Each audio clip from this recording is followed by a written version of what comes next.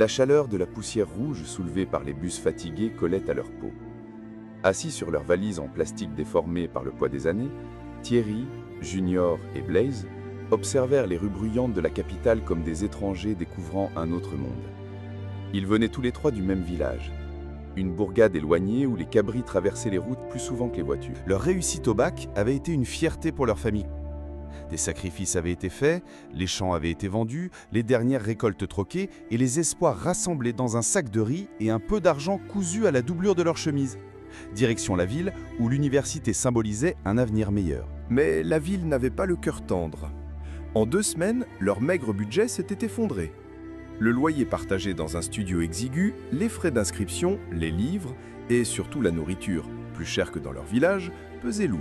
Chaque jour, ils se contentaient d'un plat de haricots partagé à 3 dans un petit coin sombre d'une gargote appelée chez Mama Pélagie. Ils croisaient souvent d'autres étudiants, l'avaient marche assurée, les poches pleines, les téléphones de marque à la main. Mais un en particulier attirait leur attention. Samuel, un 2e année. Toujours bien habillé, toujours souriant. « Il mange ici, hein ?» demandait Junior, à chaque fois qu'il voyait Samuel entrer dans le restaurant. Samuel ne se contentait pas de manger. Chaque soir, il prenait place à la plus grande table, commandait sans modération et payait non seulement pour lui, mais pour tout le monde. Il réglait les additions en souriant, comme si l'argent ne signifiait rien pour lui. Et le plus étrange, c'est que cet argent sortait toujours d'un petit portefeuille noir, usé, à peine visible, glissé à sa ceinture. « Ce gars, c'est un enfant de ministre », murmurait Blaise envieux. « Moi, je crois qu'il fait la fraude », répondit Thierry. « Un de mes cousins m'a dit qu'ils sont nombreux à faire ça ici. » Mais rien ne collait. Samuel ne vivait pas dans une grande maison. Il ne conduisait pas de voiture et pourtant, il vivait comme un roi. Puis arriva ce fameux vendredi soir. Samuel les avait remarqués un jour et, peut-être par bonté ou par jeu, les avait invités à le rejoindre à une fête en boîte. Ce soir-là, les 3 amis, vêtus de leurs chemises repassées et de chaussures empruntées, pénétrèrent dans un monde qu'ils n'avaient vu qu'à la télévision. Lumière clignotante, musique assourdissante, filles parfumées comme des fleurs chères, et Samuel là, au centre, dépensant, riant, claboussant de billets. Mais ce soir-là, un détail éveilla leur curiosité. À chaque fois qu'il ouvrait le portefeuille, les billets semblaient y apparaître sans fin. Il n'allait jamais au distributeur. Il ne changeait jamais d'argent. Toujours ce même portefeuille. Ce petit objet insignifiant qui crachait les billets comme une fontaine sans fond. À l'aube, alors que Samuel était à moitié ivre, Thierry lança l'idée. « Ce portefeuille, on doit le prendre. »« T'es fou !» s'étrangla Junior. « C'est du vol !»« Et alors ?» répliqua Blaise. « Tu crois qu'il sentira même sa disparition ? Un gars comme ça, il est riche jusqu'aux os. » L'opportunité vint d'elle-même. Samuel, fatigué, s'assoupit à l'arrière du taxi.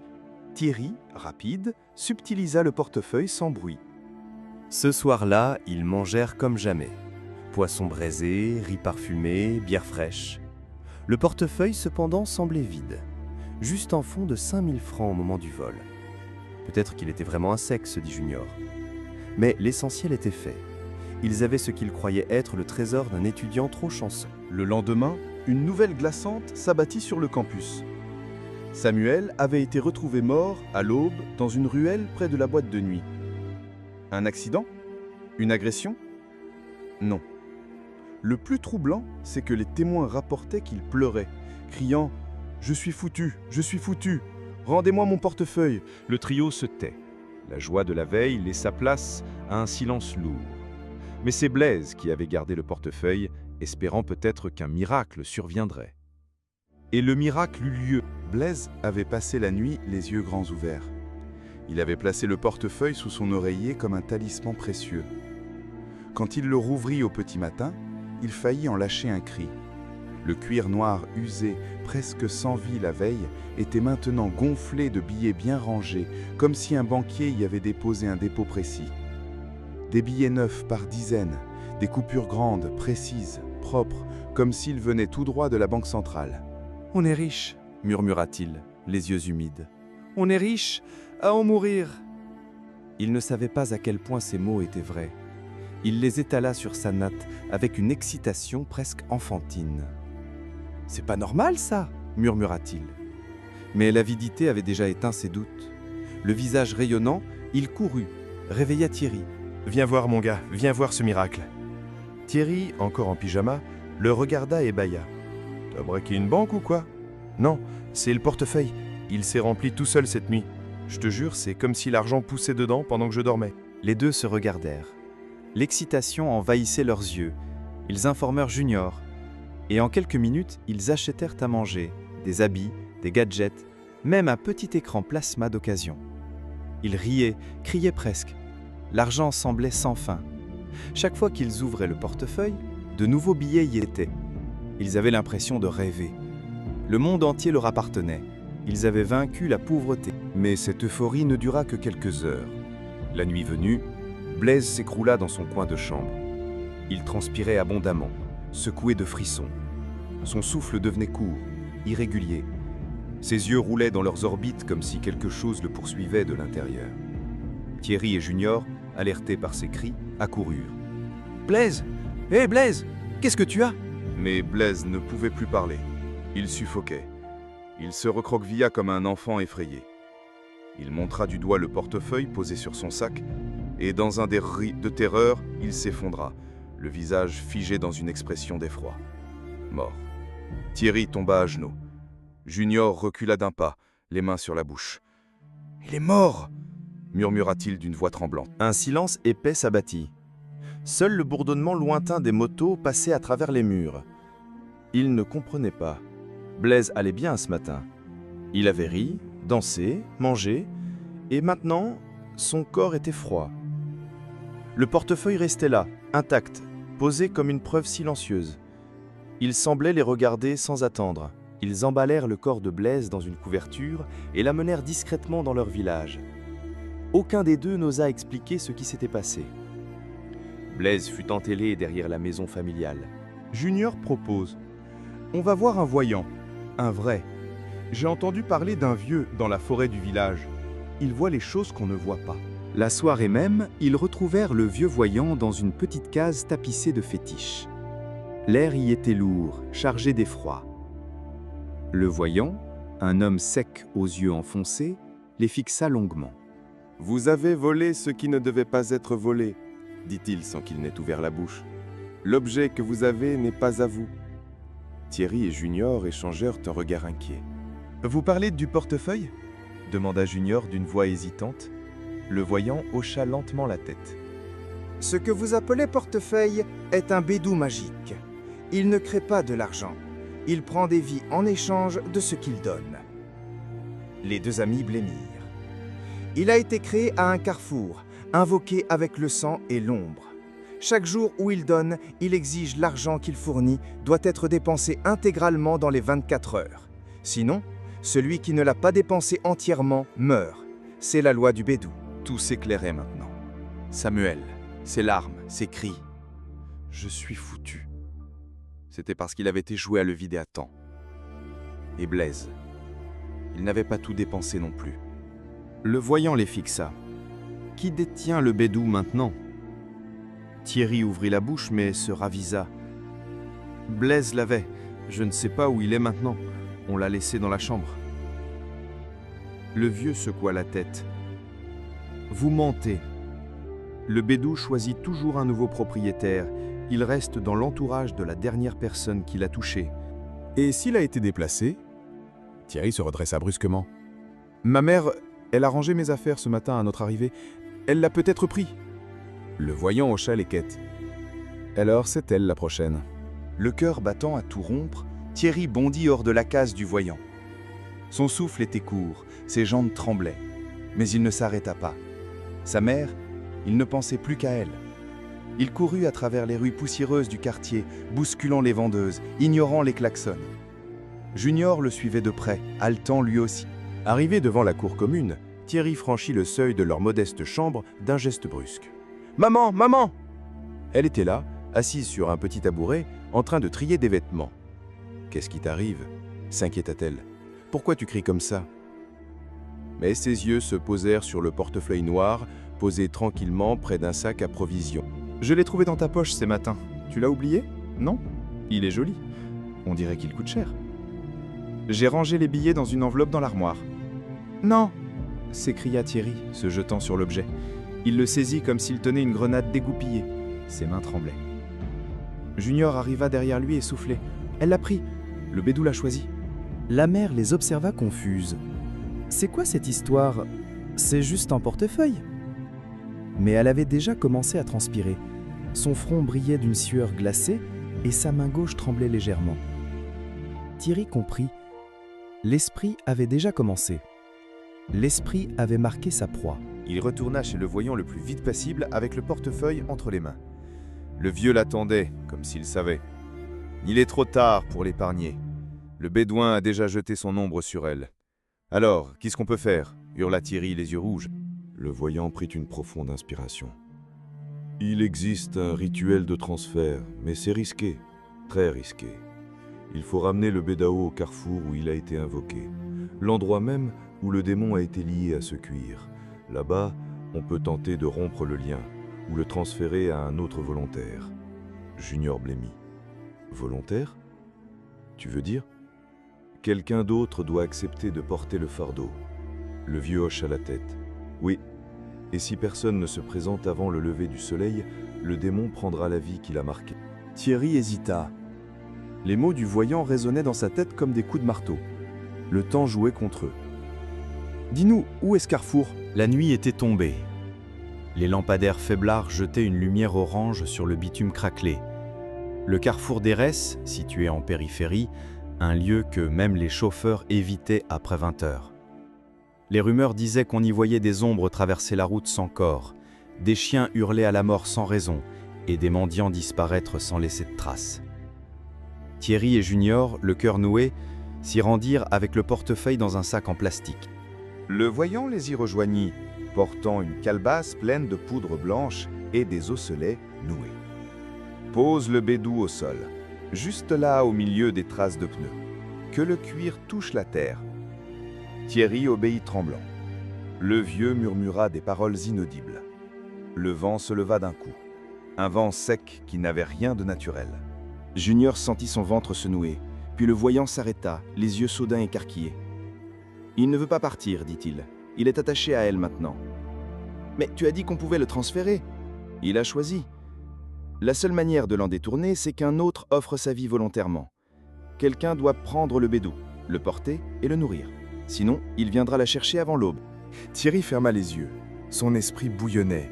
Il pensa à sa mère, à tous les sacrifices qu'elle avait faits. Elle s'était privée pour l'élever. Elle avait tout donné pour qu'il aille à l'université. Et maintenant, à cause d'une erreur stupide, elle allait mourir. Il s'agenouilla devant le portefeuille. « Si je le prends, si je dis que je suis le propriétaire, ça la sauvera. » Le vieux le fixa longuement. « Oui, mais tu dois respecter la règle. Dépenser tout ce que le bédou te donne chaque jour. Sinon... » « Je m'en fiche. Je veux qu'elle vive. » Il tendit la main et toucha le portefeuille. Un cri étrange venu de nulle part retentit dans la nuit comme un hurlement lointain.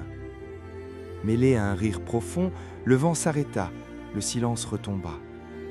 Le cuir du bédou poussa un souffle, presque comme s'il respirait. Le lien était établi. Le lendemain, la mère de Thierry se réveilla en pleine forme. Elle ne se souvenait de rien.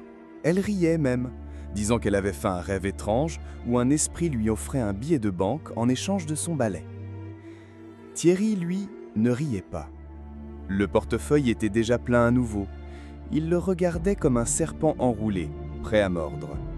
Il savait que dès ce jour, chaque billet non dépensé était une dette de mort. Les jours suivants, Thierry fut méconnaissable. L'ancien étudiant effacé, discret et affamé devint un homme à part. Il entrait dans les restaurants comme un roi. Il payait sans regarder, il offrait des repas à des inconnus. Il s'habillait en grande marque, louait une moto dernier cri, offrait des boissons à la terrasse du campus. Tous l'enviaient, le regardaient avec admiration ou jalousie, mais personne ne savait ce que lui savait. Chaque jour était une course contre la mort. Le portefeuille, toujours aussi petit, toujours aussi vieux, continuait son miracle. Chaque matin, Thierry l'ouvrait et il était plein. Une manne, un piège doré. Mais il devait tout dépenser avant la tombée de la nuit, sinon il savait que le même sort que Samuel ou Blaise l'attendait. Il tenta d'épargner un jour, de cacher un billet dans une chemise, juste pour voir. À minuit, son nez se mit à saigner abondamment. Ses yeux se noircirent, il vit une silhouette assise sur son lit, un homme sans visage, qui lui disait simplement « Ne triche plus ». Le lendemain, il jeta le billet dans la rue. Junior, lui, restait à distance. Il observait son ami sombrer dans ce monde où l'argent était un esclavage déguisé en bénédiction. Il refusait les cadeaux de Thierry. Il ne sortait plus avec eux. Il sentait que quelque chose clochait. « Tu veux que je te dise ?» dit-il un soir à Thierry. « Cet argent pue. Il sent la tombe. Depuis que tu l'as, tu es plus le même. » Thierry sourit tristement. « J'ai pas le choix. Tu crois que j'ai voulu ça? C'est moi ou ma mère. Maintenant, c'est moi. » « Mais pourquoi tu n'as pas brûlé ce truc ou jeté ça dans une rivière ?» Thierry se leva brusquement. « Tu crois que je n'ai pas pensé ?» cria-t-il. « Mais ça me suit. Je l'ai balancé un matin dans une bouche d'égout. Il était revenu sous mon oreiller à midi. Je l'ai brûlé une fois. Il est réapparu dans ma poche l'après-midi. » Il baissa les yeux. « C'est trop tard. Je suis lié. Ce n'est plus un portefeuille, c'est un démon avec un corps en cuir. » Junior frissonna. « Alors, il faut chercher une solution. Retourner voir le voyant. » Thierry secoue la tête. Il a disparu. Sa case est vide. On dit qu'il est parti chez les anciens. Tu sais ce que ça veut dire ? Le silence retomba. Les jours passaient. Thierry s'épuisait à dépenser l'argent, à trouver où le jeter, comme un condamné qui court pour repousser l'heure de sa pendaison.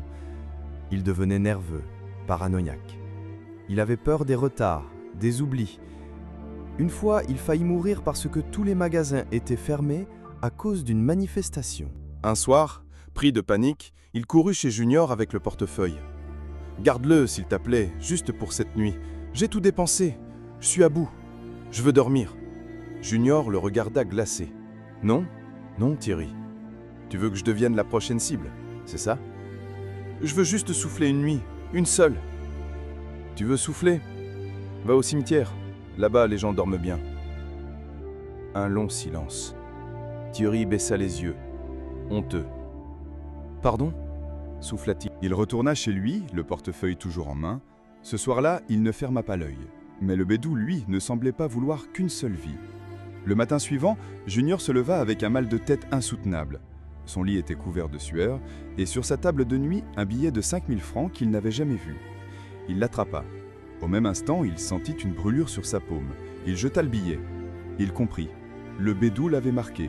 Peut-être lors du contact avec Thierry, ou peut-être juste parce qu'il était trop proche. Le démon choisissait à présent sa prochaine victime. Il courut chez Thierry. « Tu m'as foutu dedans !» cria-t-il. « Il m'a touché. Il me veut maintenant. » Thierry était assis, les yeux cernés, le visage pâle. « Je suis désolé, je n'ai rien fait. Il a décidé. » Junior respirait fort. La panique l'étouffait. « Alors ? Il me faut une solution. Il me faut une sortie. Je veux pas finir comme Blaise. » Thierry prit une longue inspiration. « Il y a une seule issue, dit-il. Il faut trouver quelqu'un d'autre. Quelqu'un qui prendra le portefeuille, volontairement ou pas. » Junior s'arrêta choqué. « Tu veux dire transférer la malédiction à un innocent ?» Thierry ne répondit pas, mais dans son regard, il y avait déjà la réponse. Et cette réponse, Junior la redoutait plus que la mort. Junior ne dormait plus. Depuis la nuit où le billet avait brûlé sa paume, il sentait la présence du bédou partout. Dans les reflets des vitres, dans les murs, même dans ses rêves. Une ombre l'observait. Elle attendait. Thierry, de son côté, n'était plus qu'un cadavre vivant. Il ne riait plus. Il ne parlait presque plus. Il dépensait l'argent mécaniquement chaque jour comme une machine, et chaque soir, il priait que le cuir maudit ne cherche pas encore une nouvelle âme. Ils avaient tenté plusieurs choses. Brûler le portefeuille, le jeter dans une rivière, l'enterrer dans un cimetière, mais il revenait toujours. Il comprenait maintenant que ce n'était plus un objet, c'était un esprit. Alors, ils se mirent à la recherche du vieux voyant disparu sans laisser d'adresse. Ils interrogèrent les anciens du quartier, fouillèrent les collines, les villages proches, et un jour, alors que l'espoir s'éteignait, ils le trouvèrent. Il vivait retiré dans une hutte de feuillage près d'un ancien temple abandonné. Il était les cheveux blanchis, le regard plus lointain que jamais. Quand il les vit, il dit simplement « Vous avez survécu plus longtemps que je ne le pensais. »« On veut en finir, » dit Junior pour de bon. Le voyant hoche à la tête. Ce démon-là n'est pas comme les autres. Il a été nourri par des générations de sacrifices. Il a été créé pour donner l'illusion de la richesse, mais son vrai pouvoir, c'est l'avidité. Chaque vie qu'il prend renforce son ancrage dans notre monde.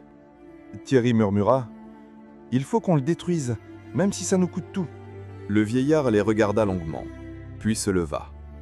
Il alla chercher un vieux panier et en sortit un calice de bois noirci, une petite corne et une poignée de cendres rouges. Il existe un dernier rituel, un rituel d'effacement. Il faut que ceux qui ont été liés au bédou de leur plein gré offrent leur vie en échange de sa disparition. Pas à lui, pas au démon, mais à l'oubli. Explique, dit Junior confus. Vous devez mourir, oui, mais pas comme les autres.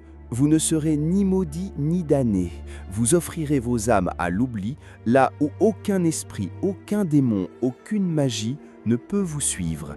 Et avec vous, le bédou disparaîtra définitivement. Un silence lourd tomba. Thierry baissa les yeux, puis il dit doucement « J'ai déjà tout perdu. S'il faut que d'autres vivent, alors je suis prêt. » Junior hésita. Son regard se posa sur le ciel. Il pensa à sa mère, à ses petits frères, à toutes les victimes. Puis il hocha la tête. Moi aussi. La nuit suivante, sous le vieux temple, le rituel eut lieu. Ils s'assirent sur le sol sacré, entourés de sel, de feu et de cendres. Le voyant traça des symboles anciens autour d'eux. Il prononça les mots interdits et dans le silence qui suivit. Le portefeuille se mit à trembler. Il vibrait comme si une bête y hurlait. Le feu s'intensifia, le vent tourbillonna, les pierres craquèrent. Et alors que le vieux récitait les dernières incantations, Thierry et Junior fermèrent tous les yeux. Le cuir du bédou explosa en cendres noires, emporté par une lumière invisible. Un cri retentit une dernière fois, puis plus rien. Le vent tomba. Le feu s'éteignit. Et dans le silence, deux corps sans vie reposaient paisiblement, un sourire aux lèvres. Le démon avait disparu. Le bénon maudit était devenu cendre et oublié, scellé à jamais par le sacrifice de deux amis qui avaient osé affronter l'obscurité jusqu'au bout.